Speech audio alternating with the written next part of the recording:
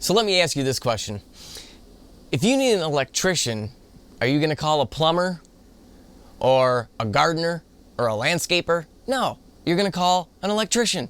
This is why it is so important to make sure, if you want to grow as a real estate photographer, that you brand yourself as a real estate photographer. I've seen this happen so many times where other types of photographers, whether it be portrait photography or if they've been doing landscapes or even weddings, they try to get into the real estate photography side of things, and they just can't make it work, or nobody takes them serious. Is it because real estate photography is pretty much different than any other photography?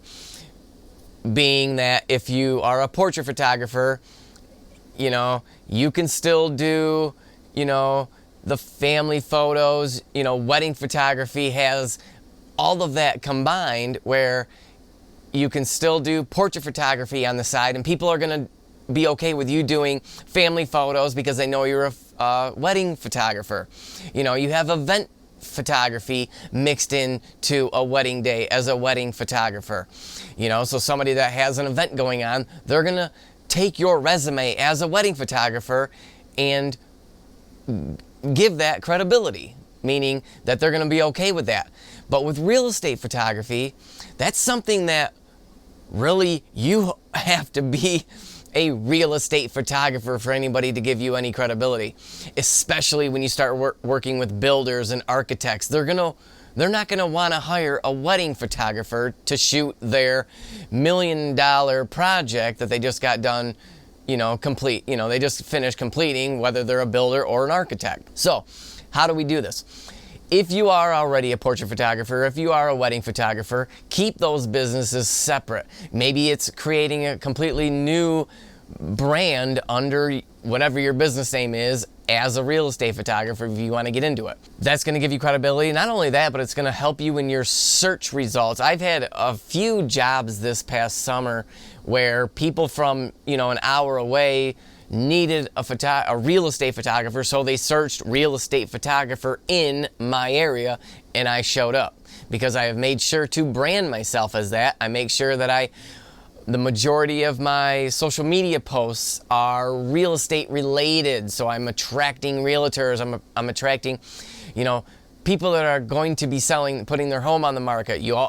And we'll get into the whole social media thing in a second, but the number one thing you need to be doing is branding yourself as a real estate photographer. So don't forget that. The second thing that's going to help you grow your business is just getting on Zillow and searching homes that have been on the market for maybe 30, 60, 90 days that are in a decent price point for your area. So for me, for example, I'm looking at homes that have been sitting on the market.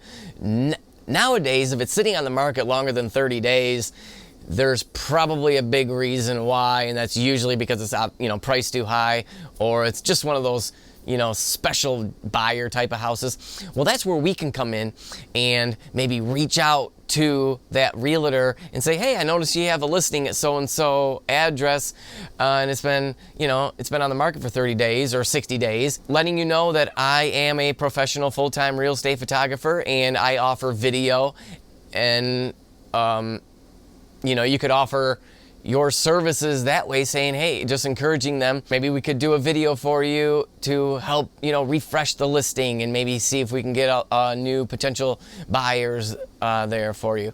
So that's what I've been doing. I've just sent out a couple emails today, actually, so I will give my feedback on that when when that happens. But you're planting seeds with people anyways and letting them know that this is what you're doing. And I reached out to an area that's 45 minutes away too also. So don't forget to reach out to other areas if you want to expand your business, not just, because here's the thing. I was working with a realtor last year, really hot. They were selling a lot.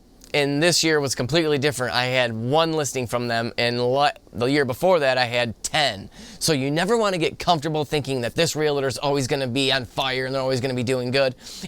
Business for everybody goes up and down. So you want to make sure you're diversifying with as many clients as possible, whether that be just the realtors, reaching out to people that are doing for sale by owner, builders, architects, Airbnb and VRBO, owners and clientele. Don't ever stop trying to market yourself. And that's going to get into my third tip of this video, and that is to be very active on social media.